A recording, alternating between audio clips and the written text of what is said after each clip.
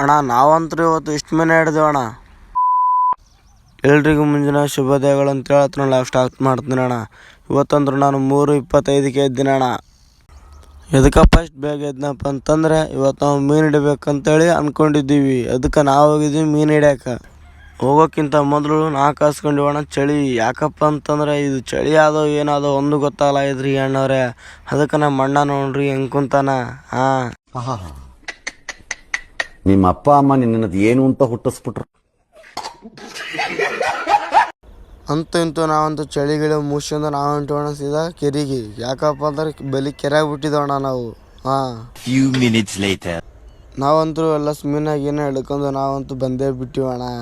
ಬರೀ ನಾವು ಮೀನು ಅಷ್ಟು ಹಿಡಿದು ಅಂತೇಳಿ ತೋರಿಸ್ತೀವಿ ನಿಮ್ಗೆ. ನಾವು ಹಿಡಿದು ನೋಡ್ರಿ ಇಷ್ಟು ಮೀನುಗಳು.